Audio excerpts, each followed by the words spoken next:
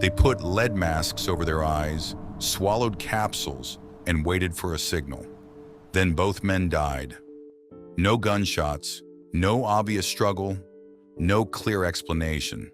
Just two bodies on a Brazilian hillside, dressed in formal suits, wearing raincoats, and a handwritten note describing exactly what they were supposed to do. Ingest capsules. After the effect, protect metals. Await signal. Mask.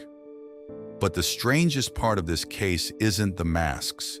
It's that the one piece of evidence that could have told investigators what actually killed them was gone before anyone could test it.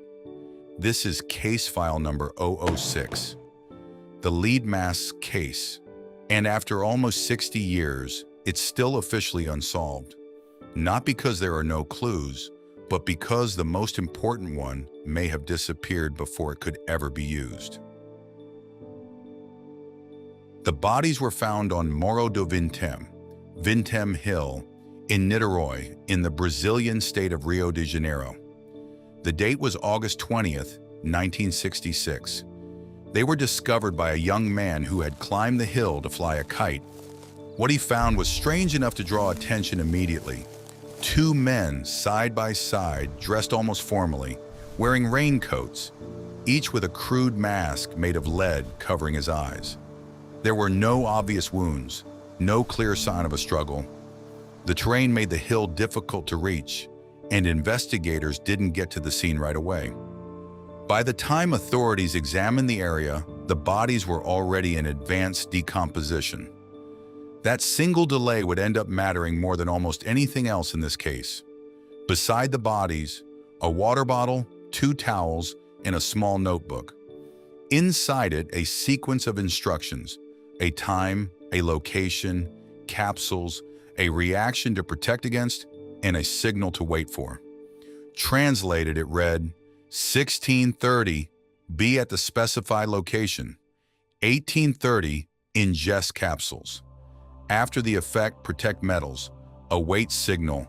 Mask. These men hadn't wandered onto the hill by accident.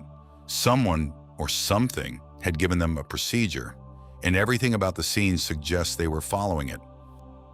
The two men were Manoel Pereira de Cruz, 32, and Miguel José Viana, 34, electronics technicians from Campos dos Goitacazes in Rio de Janeiro state. They weren't known criminals. They weren't fugitives. They were working men with families and ordinary lives, which is exactly what makes what happened next so unsettling. On August 17th, the two men left Campos. They told their families they were headed to São Paulo to pick up a car and some parts. They never went to São Paulo. Instead, their route took them toward Niterói, in the opposite direction. That doesn't automatically mean something sinister was happening, but it tells us something important. Their official story and their actual destination were not the same thing. Whatever they were doing, they didn't want everyone around them to know about it.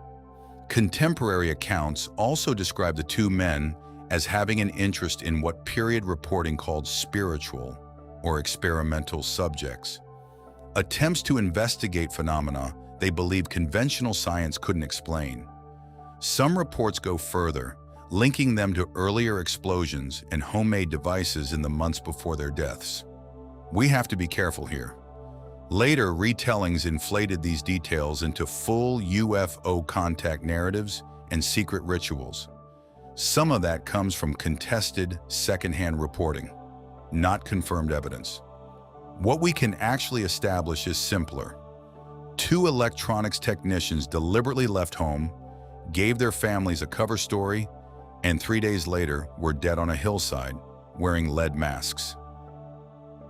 To understand the case, we have to reconstruct their last known day. August 17th, the two men traveled from Campos toward Niterói. At some point, they stopped at an electronics shop looking for components. The parts they wanted weren't in stock. They then bought 2 raincoats. On its own, that detail seems meaningless, until you remember what investigators later found on the hill. Both men were wearing raincoats. From there, they went to a bar. They bought mineral water. One account describes Miguel as unusually nervous, repeatedly checking his watch. Then the two men left, heading toward the base of Vintém Hill. By this point, one thing is very hard to ignore. These men weren't wandering, and they weren't lost. They were moving according to a plan. The note had specified a time. They'd traveled to a specific location. They'd bought equipment they apparently expected to need, and then they climbed the hill. After that, the trail goes quiet. No confirmed account places either man alive again. No one knows what they did once they reached the top. No one knows who or what they expected to meet. And no one knows what they believed was supposed to happen at 6:30 that evening. But the note gives us one disturbing possibility. They weren't climbing that hill to discover something. They were waiting for something to happen to them. Exhibit A, the masks, homemade, made from lead, designed to cover the eyes. Why lead? The obvious guess is protection from radiation or intense light. But here's the important fact. The masks were tested for radioactivity, and the result was negative. So whatever the men believed they were protecting themselves from, there's no evidence it was actually there. The masks tell us what they believed. They don't tell us what was real. Exhibit B, the note. Possibly the single most important object in the case, because it doesn't read like a goodbye. It reads like instructions, a time, a place, capsules, a reaction, protection, a mask, and a signal. Whatever they intended to do, they expected a sequence of events to follow, which means the capsules matter enormously. Exhibit C, the capsules. Except we don't actually know what was inside them. There was no reliable toxicology result. The bodies had decomposed too far before proper examination could take place. So we have two dead men, a written instruction to ingest capsules, and no way to ever confirm what those capsules contain. That's not a missing clue, that's the missing answer. Exhibit D, the scene. No obvious sign of a violent struggle. The men were lying together, fully clothed, masks still in place, water and towels nearby. Some reports mention blood at the mouth or nose, though that alone doesn't tell us how they died. And there was a noticeable gap between the money the men were said to be carrying and what was actually recovered. An open question that's never been resolved either way. Strange doesn't automatically mean sinister. Suspicious doesn't automatically mean murder. And unexplained doesn't automatically mean supernatural. Every object on this board suggests preparation. Almost none of them tells us why. There's a temptation to jump straight to the big question. Was it a UFO, a cult, a murder? But before any of that, there's a more basic question. What did the investigation actually preserve? The answer is frustrating. Not enough. The terrain delayed access to the bodies. By the time a proper forensic examination could happen, decomposition had already advanced too far. The result was devastating for the case. Cause of death was never established. Toxicology couldn't tell us what was in those capsules, or whether the capsules even caused their deaths at all. You cannot test organs that no longer exist. That's the tragedy at the center of this case. The lead mass mystery isn't only about what happened on that hill. It's about how much of the evidence that could have answered that question disappeared before anyone could use it. So now, 6 decades later, we're left with theories. Almost 60 years on, the lead mass case has become one of the most retold mysteries on the internet. And like most retold mysteries, it's picked up a lot of baggage along the way. Over the decades, the story has been reshaped into alien contact experiments, secret government tests, and elaborate cult rituals. Some retellings quote the note differently than contemporary sources do. Some add details, glowing lights, precise radiation readings, confirm messages from beyond. that don't actually appear in the original record.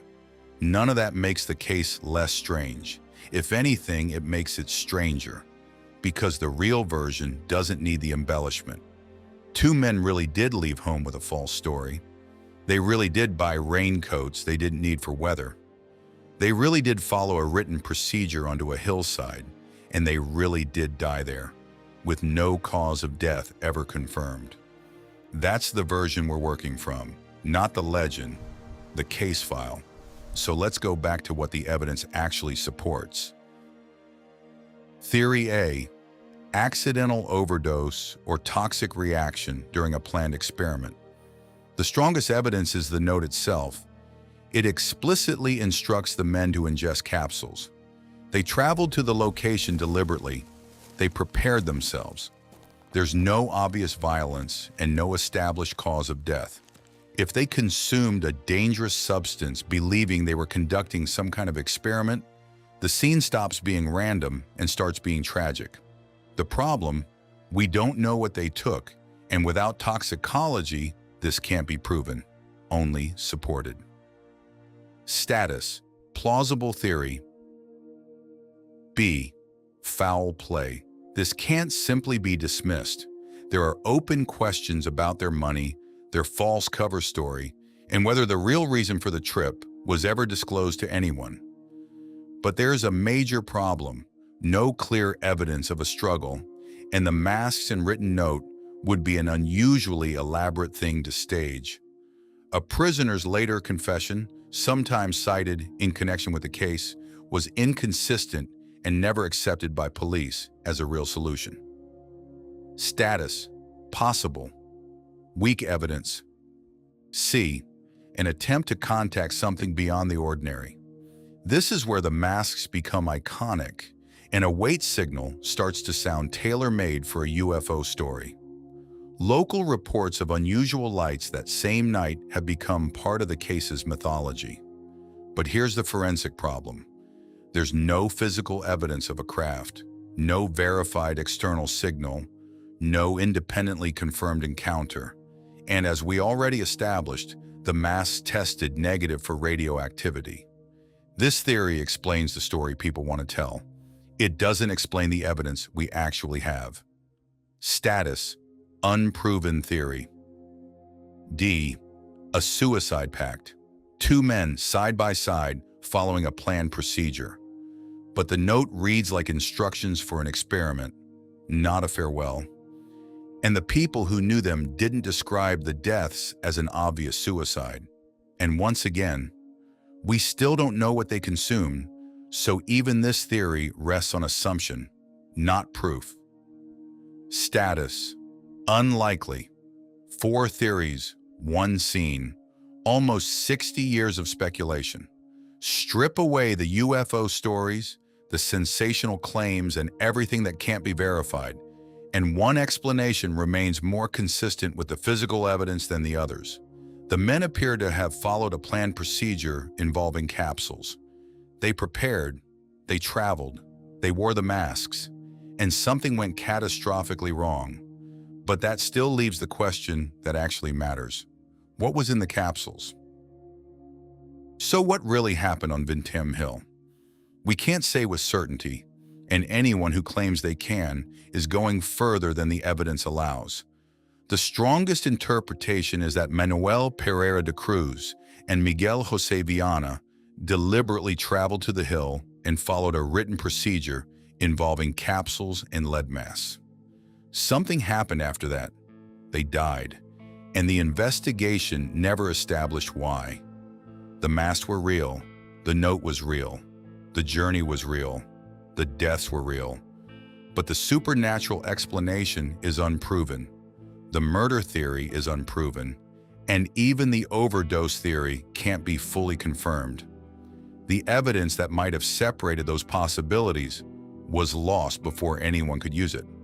So case file number 6 remains unsolved, not because we have no clues, but because the most important one may have disappeared before anyone could test it. 2 questions are still open. Who wrote the instructions? And what was inside those capsules? So, What do you think really happened on Vintém Hill? Accident, foul play, or something else entirely? What's your verdict? Tell us in the comments. If you want to be there when the next case file opens, hit subscribe, because history doesn't stop hiding things, and neither will we. Until the next case, keep questioning history.